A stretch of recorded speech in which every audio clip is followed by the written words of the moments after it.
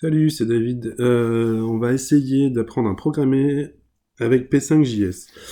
Alors, on va d'abord chercher la librairie en question. Download. On prend la complète librairie. Voilà, donc là, p5js.org, vous pourrez retrouver pas mal d'infos, la référence. Éventuellement, si vous bloquez, vous pourrez toujours venir sur ce site. Alors, là, j'ai cliqué là-dessus, ça nous a téléchargé le p5js.zip. On va le décompresser. Enfin, on va déjà aller voir ce qu'il y a dedans. Hop, p5js. On l'a pour Mac. On va partir de l'exemple déjà tout prêt. Donc là, on va prendre un petit exemple. On va le copier. On va se le mettre dans un répertoire où on pourra bosser. Hop.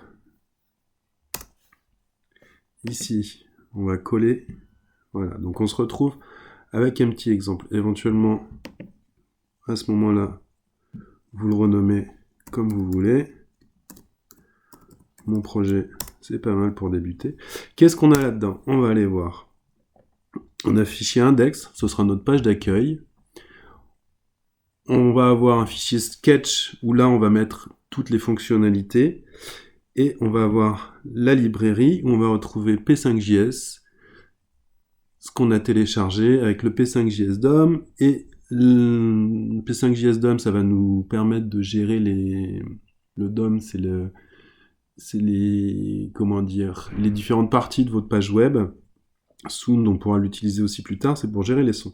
Si on retourne dans mon projet, dans Index, en fait, on va voir qu'on va incorporer à la fois ce fichier sketch.js et à la fois le p5.js. Si on ouvre Index, voilà ce que je vous disais, on va avoir HTML au début et à la fin, c'est pour créer une page web. Body, pour l'instant, il est vide. Et dans Head, donc au début de notre fichier, on va, comme je vous disais, incorporer ou importer dans librairie notre fichier p5.js et on va aussi importer sketch.js.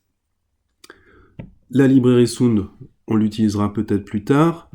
On va ici décommenter p5dom.js parce que lui, on va en avoir besoin très rapidement. Hop, on enregistre notre fichier.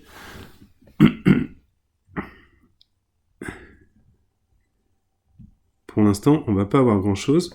Si on fait un clic droit, ouvrir avec notre navigateur préféré, ça va nous ouvrir notre fichier index, mais on n'a rien dedans. Jusque-là, tout va bien.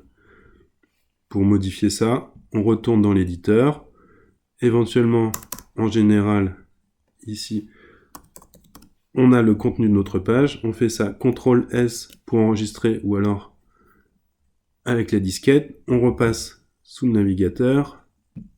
On fait actualiser et là, on a notre page qui est actualisée. Ça, c'est la première étape. Donc, on passe dans l'éditeur. On fait notre modif. On enregistre. Et on va vérifier dans le navigateur que ça a bien été pris en compte. Voilà pour l'installation de P5JS.